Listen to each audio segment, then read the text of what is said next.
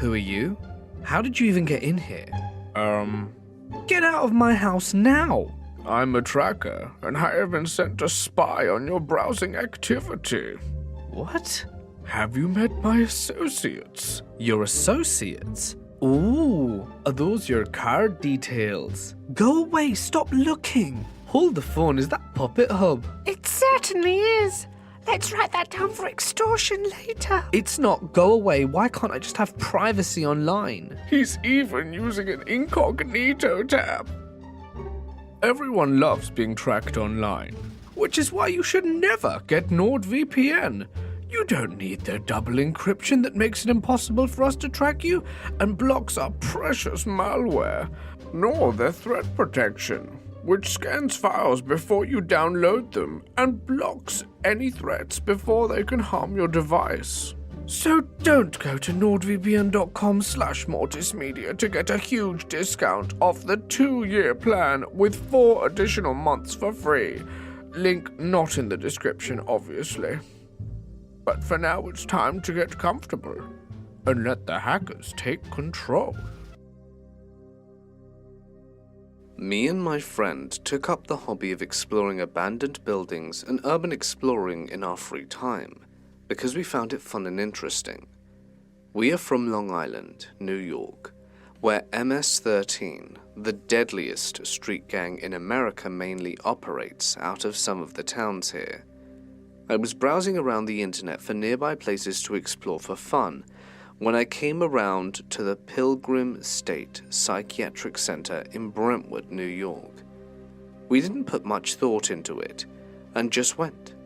We parked in the parking lot a good distance away and started to walk through the woods to get there. I had done this before with other places and had never had this strange feeling occur before. Just the walk over, I felt uneasy. There was trash everywhere and dirt mounds which seemed like they would have been dug up. We finally came to the building, which was conveniently easy to enter. When we entered, we were greeted by dirt mattresses that seemed to have been placed there for a reason. We didn't comment to each other about how we felt because we didn't want to appear wimpy. We went through the entire building seeing many mattresses and old shoes. When we got to the top, of course it had just gotten dark, and we had a long walk back out once we left. We get to the bottom of the building and lost our way. The only way out was walking over a plank over an abyss, but that wasn't the bad part. We crawled through a window and started walking along the road to get back to my car, when 2 cops see us while we're driving and come over to talk to us. You really shouldn't be going in there after dark, and they let us go. We laughed it off and got back to the car. My friend called his cousin to tell him about what we did, and he told us that MS-13 operates out of there and that we're lucky to even be alive.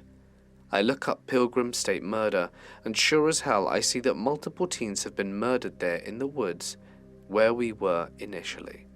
Cops had dug and searched the woods before to find missing teenagers, so I connected the dots between that and the mounds I saw.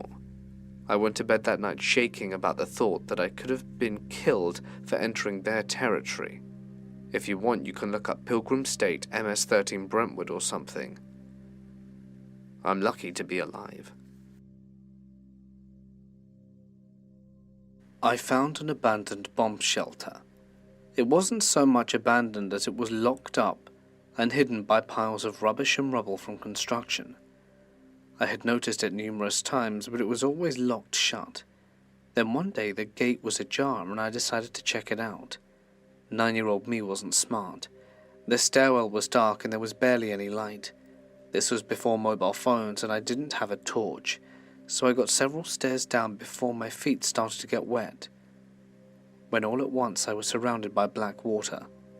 I think there were snakes or something in the water because I felt something on my ankle, and I noped out of there real fast and made an excuse as to why I was wet and smelled really bad. This was China, by the way, and I just lied and said it was a puddle or something. Still gives me the creeps whenever I remember it.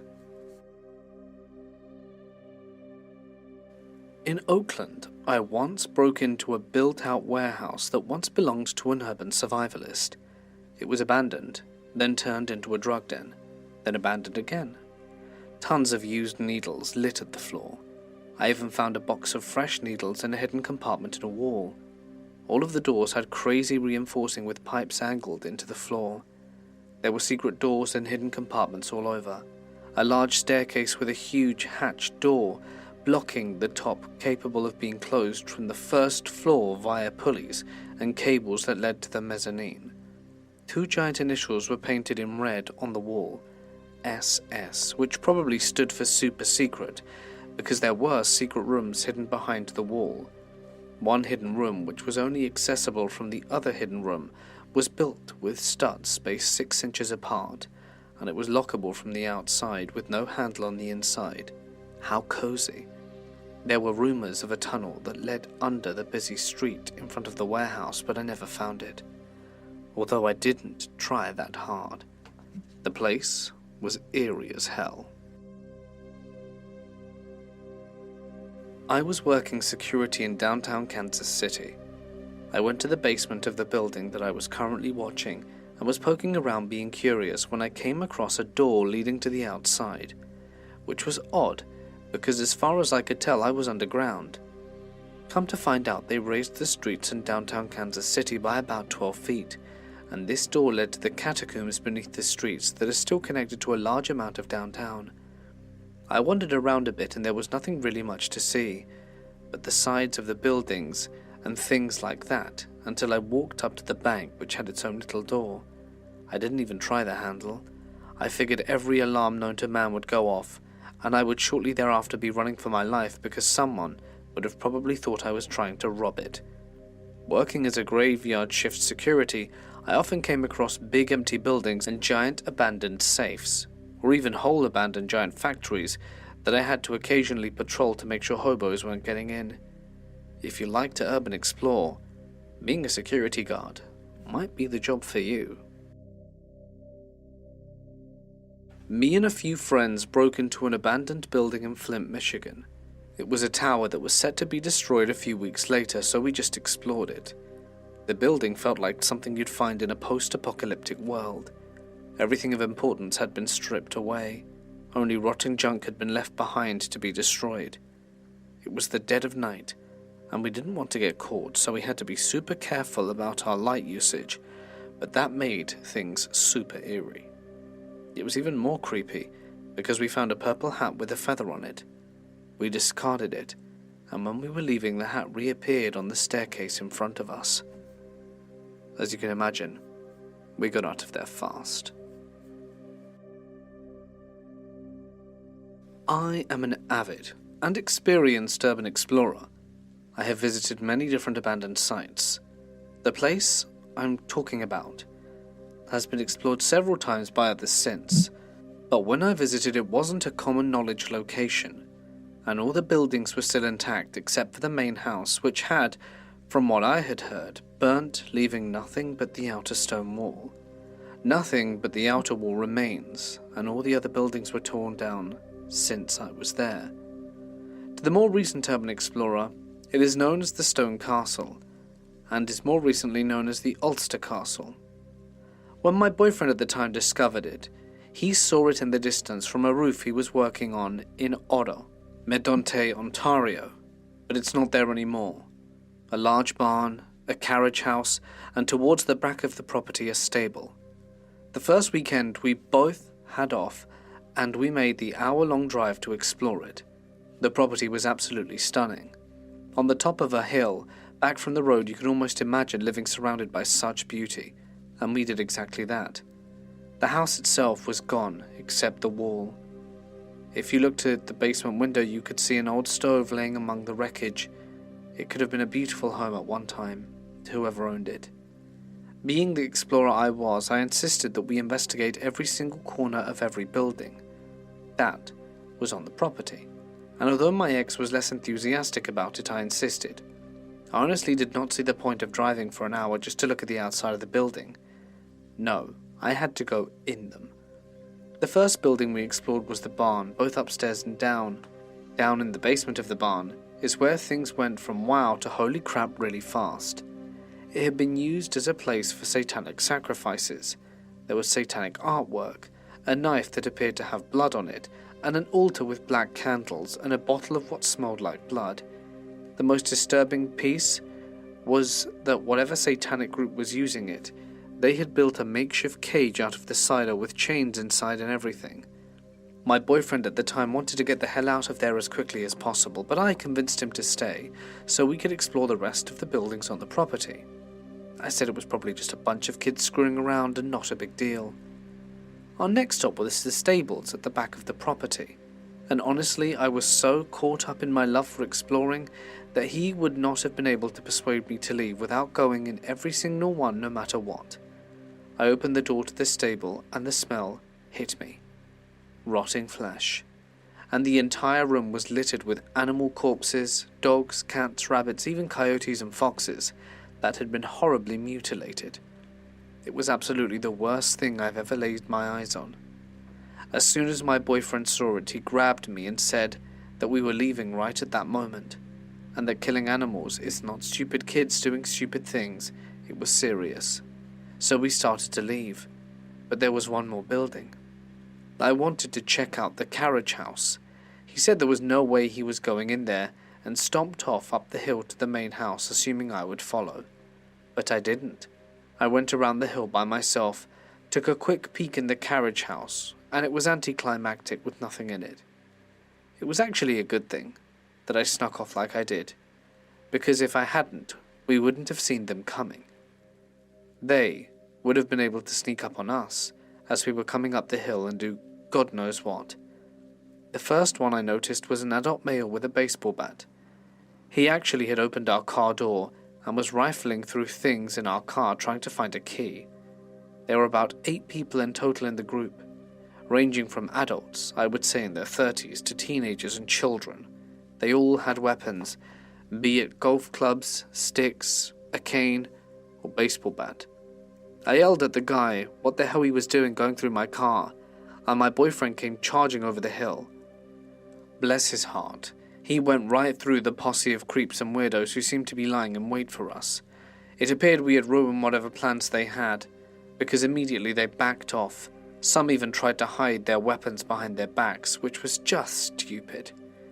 Baseball bat guy demanded to know what we were doing there, and I demanded to know what the hell he thought he was doing to our car. He didn't answer. He just looked at me all nervously. My ex-boyfriend said we were admiring the architecture of the house and that we were just leaving, and they let us get into our car and drove off, which in itself was a miracle. I'd say in light of what we had discovered on the property, they followed us in a black pickup with no plates for a good 20 minutes instead of heading home. We went to the closest city, which was Barrie, filed a police report who seemed more shaken than us and headed home. My ex never went back to the roofing job again. He had someone else finish it and went to another one. I wanted to go back, but after telling people what happened, I couldn't find anyone to go with me. My ex and I continued various explorations, but we both started carrying knives. I still do, even when I hike. I have not read of anyone else having similar experiences at Satan's Castle. Recently, my cousin, who is also an explorer, contacted me with a place she wants to explore. Guess where? Guess what? We've made arrangements to go there in the next few weeks. So on that note, and many years later, Satan Castle Cult, I hope we don't meet again. My dad has a house in the mountains of upstate New York that he bought in the early 2000s. We still lived in the suburbs of Westchester, so we would go up and stay at his house on weekends while my dad did his best to fix it up. When I was little, I was into paintball and from the city, so I was always shooting up things in the woods. Next to my dad's house in the woods was this house that was falling apart. I could see it in the distance from my bedroom window, and it always gave me the creeps. Half the ceiling was caved in and it was fully furnished, and an old Ford Fairlane still in the driveway, but everything was completely rotting. One time my cousin came up that weekend and we took the paintball guns and went out to shoot up in the woods as usual. We walked over to the old decrepit house and thought it would be fun to shoot at the windows, so we did. We continued to find things to shoot up and went back inside to play Grand Theft Auto 3. The next weekend I went up, but didn't visit the abandoned house. The weekend after that my cousin came with me again, So we went up with the paintball guns, walked towards the old house, and the windows weren't broken anymore. They were still full of cobwebs and pollen. My cousin and I were confused as hell, so we shot at them again, and we stopped going there for a few months after that, and by that time the house had been demolished. I still can't explain how the windows either fixed themselves or like it never happened. When I've talked to people about it, they suggested that maybe the owner had replaced them, but as I said, they were full of cobwebs, and who would replace windows to a house with no ceilings before it got demolished? In high school in Mesa, Arizona, there was a mansion that was rumored to be haunted. It was built in the back of a neighborhood surrounded by citrus trees, with fully paved roads but not a single other house built. I'd gone there in big groups of 20 plus people, and there was always an eerie feeling, but nothing specific happened, although a girl broke her arm there once, but that's a different story. Well, one night, we were bored and decided to go with only 6 of us. The house was in the middle of a giant island in the middle of a cul-de-sac, so we parked in the back to hide our car. We walked through the citrus trees towards the house and soon heard rustling in the trees behind us. I kept turning around to see if someone was following us, and we finally saw it was a few javelinas. They aren't very aggressive, but it definitely spooked us. So we get to the house, and there's a light on inside. We've never seen a light on, so 4 of the 6 of us refused to get any closer, but 2 snuck up and looked in the window. The first windows we looked in, the lights were off, but light spilled in from the next room over, so we sneaked to the next window and peek in. The lights were off in this room too, but the lights was spilling in from the room, so we had to look at, and we ended up circling the house and couldn't find the origin of the light or evidence of anything inside. We talked to the others into going into the backyard and sitting by the pool and telling ghost stories, and after a few stories on the other side of the pool, there was a 1950s style radio. When we had been there in larger groups, we would always try to get it to turn on but never could. In the middle of my friend's story, the radio turned on static. We all turned to look at the radio for about 10 seconds, and then it turned off again. By this time we were seriously spooked and decided to leave. As we walked through the backyard to the citrus trees, we walked up the racquetball court. It was halfway buried in the ground, and there were stairs up to the roof, which was about 8 feet off the ground. We walked back and looked over the orange groves to see our car on the other side. One of my friends turned to look at the house and suddenly froze. "Don't turn around." Of course, we all turned to face the house. I couldn't see anything. "What?" I asked. "Look in the house." On the first floor facing the pool were 2 glass French doors, and standing inside was the dark silhouette of a man looking at us. He didn't move, just stood there watching. We counted to 5 and all jumped off the roof and ran through the orange trees to our car. To this day, I have no idea what that was in the door. The biggest cork factory in Portugal opened in 1905 by the name of Mondet and Sons. It was truly amazing. People ate, slept, and made their lives inside the factory's headquarters, which employed a lot of women and was a sure sign of the times changing ahead. Then the work conditions began to go downhill. A lot of people lost body parts due to unsafe cork cutting with enormous razor-sharp blades that were everywhere. Some people even died. In the 50s, a medical center was built to help those in need near the factory. This alone led to an improvement in all ways. The work conditions also began to increase, and later, in 1986, the factory's owner, Paula Mondet, also known as Cork Queen, was brutally killed by her own lover, who cut her body to shreds. The gruesome murder, alongside the decline of the cork industry, led to her son Joseph closing its doors in 1988. In the 90s, the place was heavily guarded by armed security guards, but they began speaking of a werewolf in the vault area, and by the 2000s the night shift positions were abandoned. Only video cameras registered the nocturnal events. Guards would work there from 6 a.m. to 11 p.m. at best, and this alone gave room for a lot of teens to try and go in there. Exploring abandoned places started to become popular, and a friend of mine actually found money, guns, and a lot of other valuable items they later sold. With this, they started to get comfortable taking pics in there by 2005. Some pictures were disturbing. In one of them was a distorted girl's face seen in the reflection through glass. Bear in mind these were street kids and they had no clue what was happening. They began experiencing some events, seeing apparitions, hearing voices in the vault area, and they later talked with elderly folk from the town who had worked there. Most of them had lacked fingers in their hands. One day, some years later, police entered and arrested them, gun in hand, I suppose to stop them going in there. All were not arrested, but some had to spend the night hidden under some old staircase or old machinery.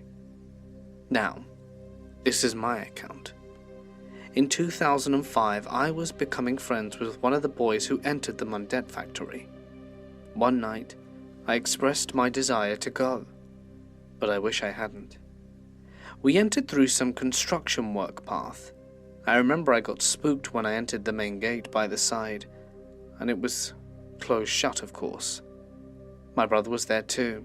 He's younger, but loved exploring these places, and it calmed me a bit. It was just us three dudes, entering a giant locked compound with a soap camera to capture evidence. I was not thinking about ghosts much, more about the factory stopped in time. This street looked like it was from a Hollywood scene from the 50s. Our friend had some old keys, which I assume he took from the vault. Some still opened locks. As we entered a few buildings, as we went further into the darkness, we started to listen to the sound of working machines. At the same time, my brother snapped a pic, and there was a big mist forming from where the sound was coming from. We moved, capturing mists and colourful orbs, listening to the rattle of machinery. I saw someone at a window just looking at us. We ran out of there and into the Balnearis. Then we listened to footsteps coming closer. All of us got ready for the police, but they stopped right at the door, and there was no one there. We decided to hang out there for a while more, and then we saw that the window where the man was had no floor. It was impossible for someone to be there at all. We ran out of there. It started becoming too much. We returned 2 days later, just me and my brother, and we didn't even get past where we were the first time. Our infrared sensor gave readings through the roof and shut down as we saw 2 giant orbs with our bare eyes. We went back some days later with our friend to go to the red zone, which is where the supposed worst event happened. It was stagnated, with signed papers from the 1980s, machines rustling, roofs falling. All this in complete darkness as we explored the basements. Farps were falling from the roof and bats were flying around, but we stood our ground and not much happened that night. Not much we noticed anyway. I was baffled by all that. It was strange to notice how the other boys that weren't there in the early 2000s were now afraid of entering. We went back a few times with more than 10 people and experienced some minor things, but never had the courage to stay there long. Nowadays, it's being demolished. It's sad but needed. The place was falling apart quickly. Well, one night we were there, and the other day the roof had collapsed exactly where we had stood.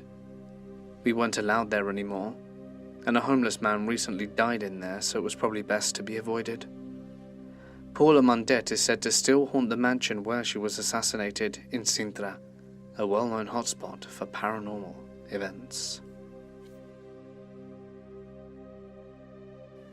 My friends and I loved to urban explore around our hometown of New Orleans, in high school/early college, and by that, I mean we'd just hop in the car and drive with no destination and end up somewhere interesting looking, then get out and walk around.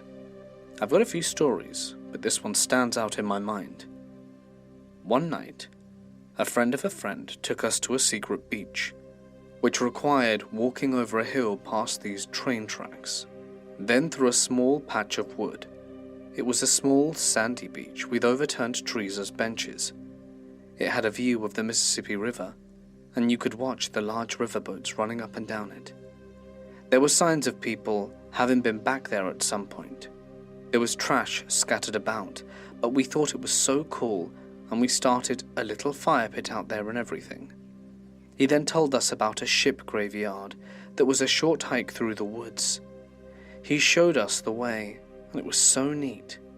You trekked through this footpath, then climbed up this large dirt hill with giant metal pieces jutting out of it to get to the main attraction. It was basically the corpses of old ships in all manner of positions, as well as multitudes of old and large shipping crates.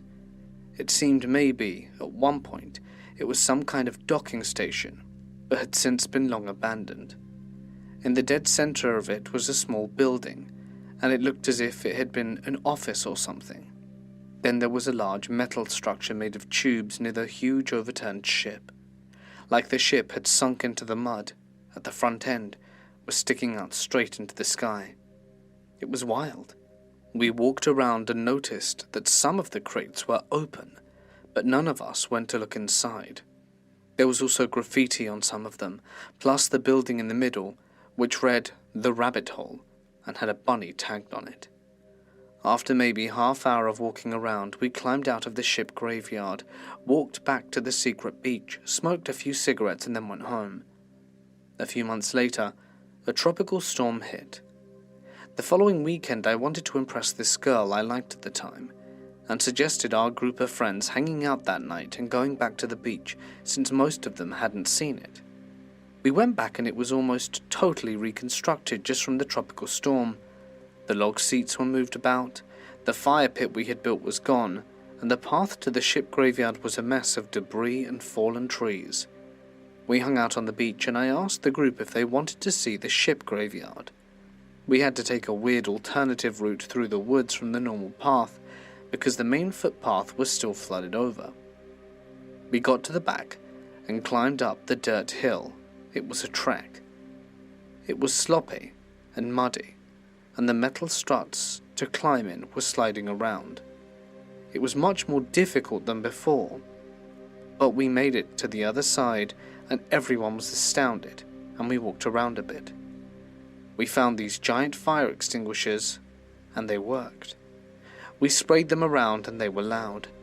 We ended up walking over to the Rabbit Hole building, and one of my friends climbed to the roof to see if there was a way inside. Almost as soon as he reached the top, he quickly scaled down and came back around and whispered, "Someone is back here with us," and pointed towards the large metal tube structure next to the overturned ship. And sure enough, there was. Someone tall, large, rocking back and forth on the tube structure.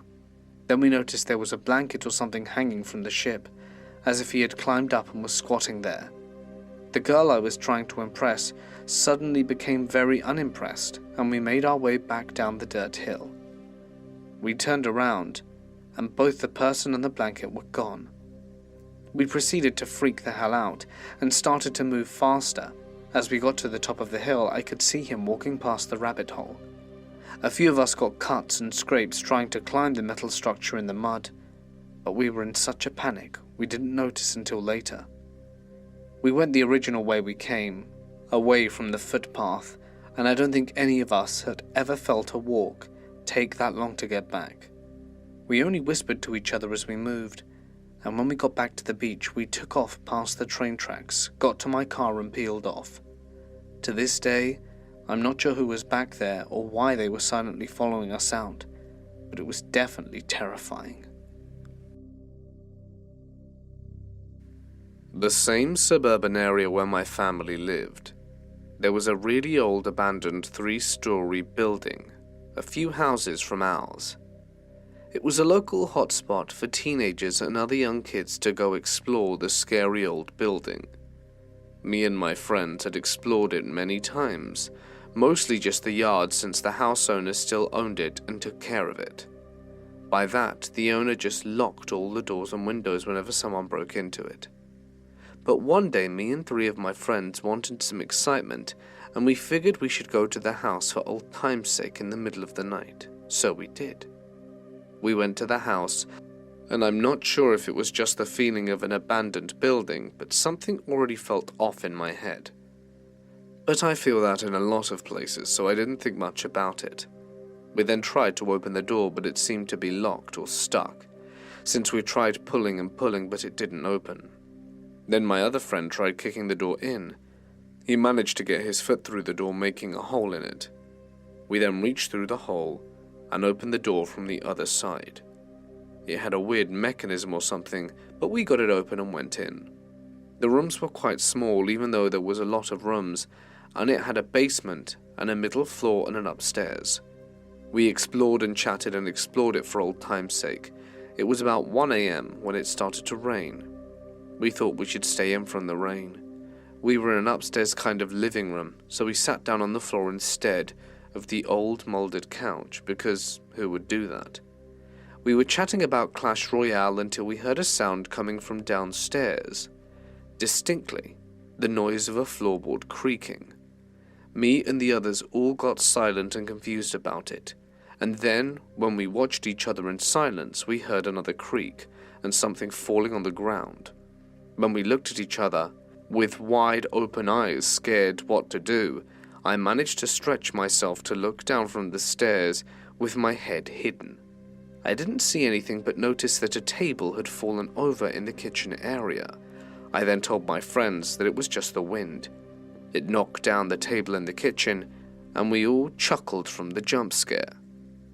We then stood up and got ready to go downstairs, but before we could even reach the first step, we heard someone running and dashing from the back door outside. One of my friends got scared from it so much he almost fell. It's still funny to this day, you should have seen his face. But in all seriousness, we got confused and frightened and decided to book it to the front door.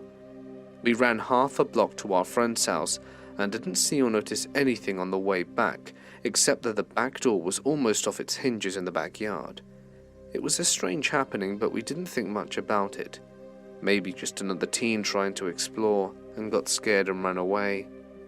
Then a few days go by, and a friend of the group in the house noticed something interesting in the newspaper, that a local drug-addicted homeless man had been found and taken to custody. The man had been living in that abandoned house and used it for drug deals and shelters. Now, I don't know what would have happened if we didn't hear his sounds and went downstairs with him there. And I still think about it sometimes. Exactly what would have happened if we'd have been down there with this drug-addicted homeless man? Might he have tried to rob us, or do something far worse in one of his whacked-out states? I'm glad we never found out. 11 years ago, a couple was arrested for hoarding animals, mostly dogs. The authorities entered their large home to find over 100 sick and emaciated dogs with dead ones strewn around and stacked in the sinks and bathtubs. The floors were so soaked in urine that the police had to wear respirators and hazmat suits to enter. The house was immediately condemned and left as it was. I grew up around the area and had heard about this story. However, I only knew what the news article stated. The husband was a doctor, the wife was his receptionist. Over 100 dogs were rescued while others were deceased inside the home.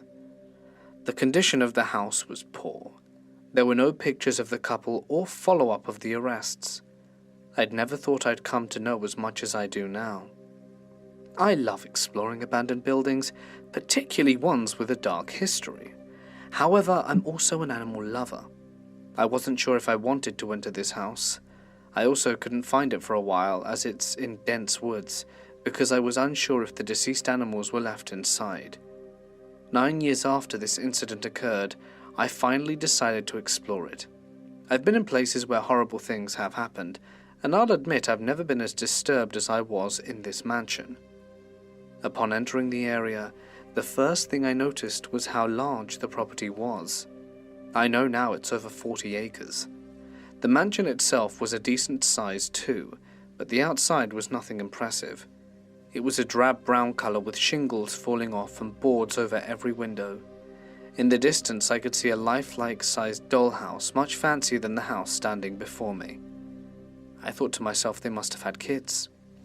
Luckily for me, the front door stood wide open, and I walked in, crunching some glass as I stepped, and as my eyes adjusted, I realized that the room before me was very colourful.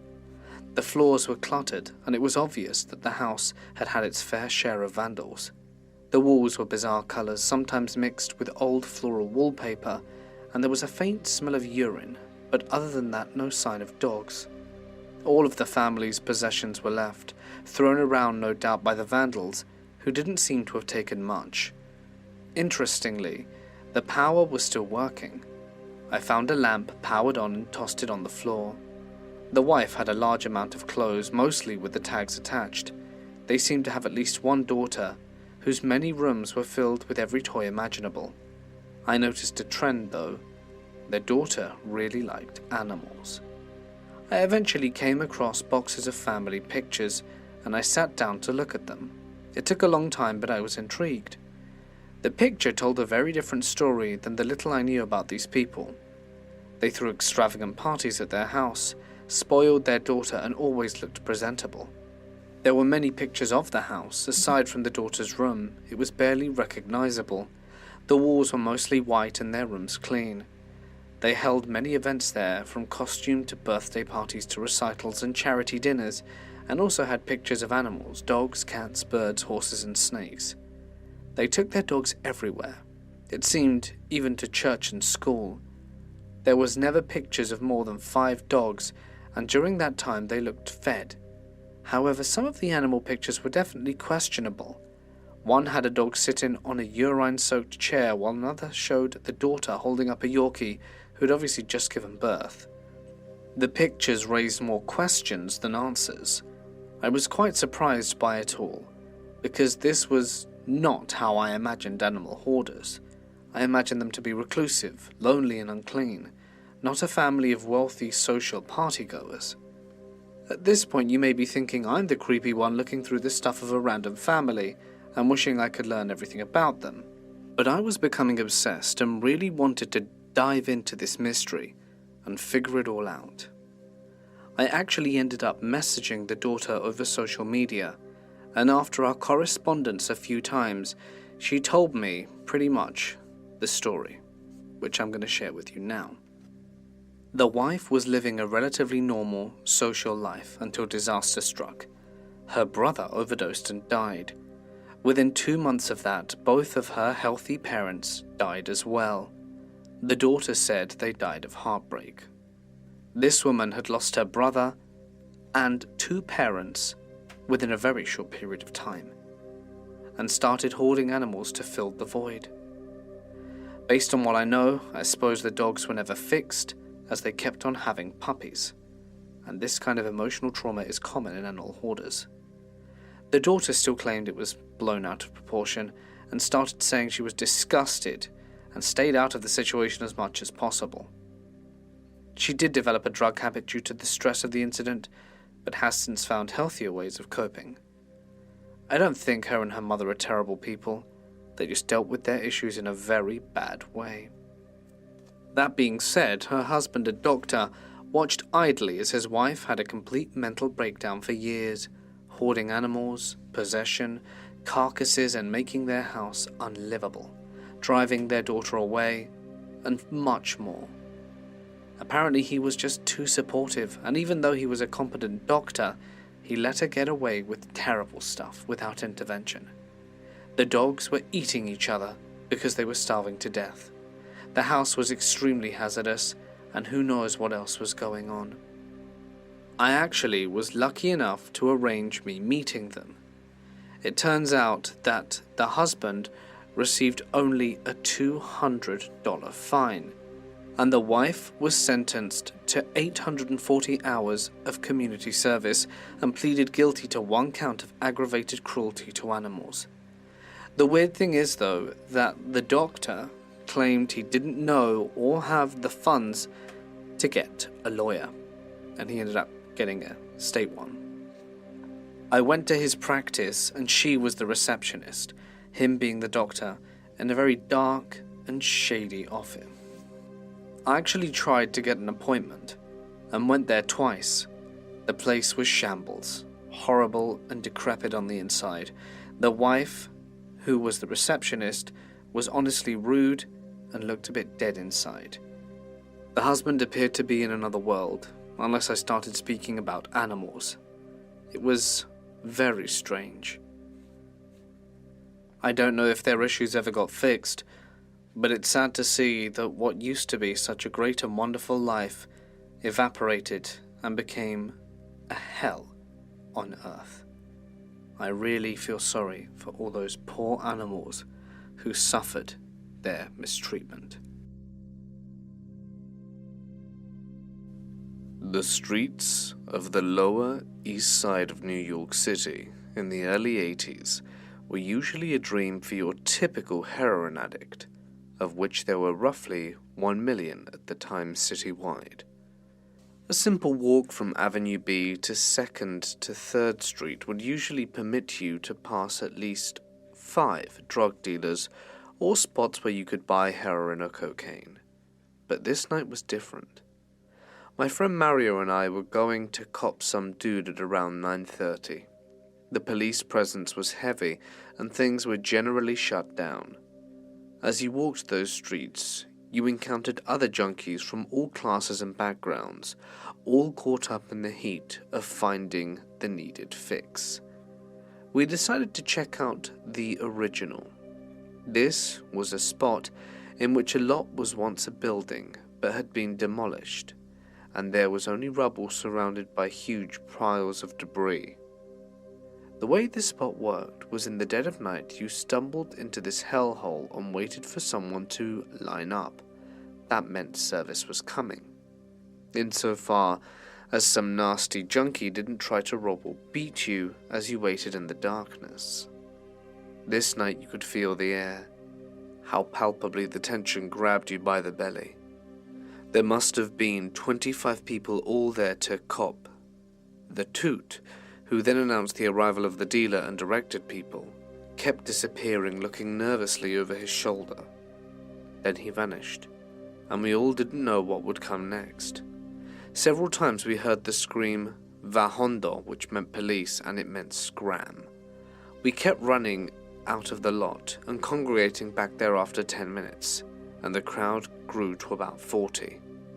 Unlike other establishments, which were often holes in the walls of abandoned buildings, Original just had a wall that everyone lined up against like a firing squad. The dealer would run down and start serving both ends of the line if you were lucky. Sometimes only one would come down the Offer Express service for a fee. Pay $5 and you get served sooner. That night was moonless, and this was becoming a daunting process. Finally, all of us mulling around heard, "Line up." People jostled one another to form a line. And there we all were. Nothing. No one was coming. The most hopeful waited anyway, and that night it was everyone. Suddenly I heard a loud boom. I turned in the direction and saw a man waving a pistol with a chrome-plated reflector on the single high crime lamp that was maybe 20 yards away. Boom, he shot again. He ran down the pile of debris, followed by his assistant. Everyone faced the wall. He and his helper then started to rob everyone stuck there. He was actually a bad cop from 8th Precinct, as I found out later. Like a cop, each person was lined up and asked for their wallet, and sometimes he asked for their ID. He grabbed the wallet, pulled out the cash, and now Mario had my money. He was going to be the drug buyer that night, so when they got to me I said, "I don't have any money. My partner down the line has it." He raised the pistol like he was going to hit me with it, but didn't, just showing frustration. Suddenly, boom. He fired and yelled for everyone to get out fast. To my right, a pile of debris and garbage about 10 feet high to my nearest exit point. I scrambled onto it, hoping to surmount it and get the hell out of there. Yet I couldn't quite do that. I was caught hanging by my feet. I knew that Mario had gotten away before the pigs corralled everyone, so there was still hope, but damn, I couldn't get over it. There was another pistol discharged from behind me, and I was up and over the obstacle in a second. I checked myself for bullet holes and went down the street looking for Mario. We were not deterred. There was a spot on East 3rd called Executive. It's a building that had mostly been gutted by fire. The entrance had a tout and we went in. There was no electricity anymore, but there were candles lit on the dilapidated stairs leading up to our hopes. We went up one flight, then another, where everything smelled of char. Finally, another set of stairs. It was so dark except for 1 or 2 candles every 15 feet or so. Now here was the dealer. How many? But before he could finish, we again heard the cry of alarm from below. He scuttled into the darkness. There were maybe 15 buyers up there with me and Mario. What they did intimidated me to this day. In near pitch blackness, people moved through the hole of a fallen wall onto a wooden or concrete beam that connected the buildings. These buildings were about 1 foot wide, maybe 14 inches, all in darkness. Mario took this route.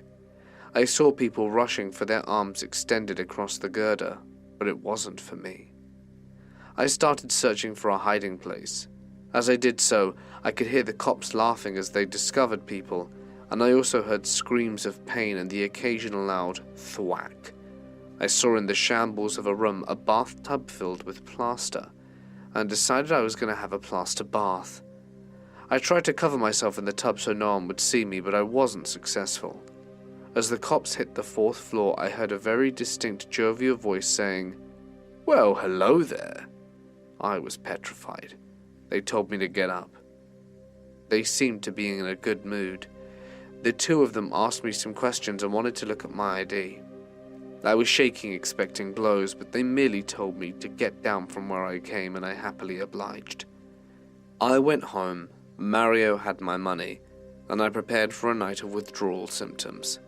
Luckily, Mario was a friend and showed up with a few bags of dope later. That was a hellish night. I'd rather forget. Hey guys, it's Mort here. Thank you so much for listening. I really appreciate everyone being here, and well done for making it to the end of the video. I hope you liked it. You know what to do if you did. Likes are really appreciated, subscribing even more so, and leaving a comment does go a long way. A huge thank you as always to my members and patrons whose names can be seen on screen. You guys are amazing, and if you are one or would like to be one, you get some exclusive content every once in a while. A few days ago I put up an exclusive track for you guys, so feel free to have a listen if you are so inclined, so thank you. Well, I'm going to be doing another video on Thursday, so I really hope to see you there, but if you want more Mort, in the meantime you can check out more stuff, which is on screen now. Take care. Stay awesome. See you in the next one.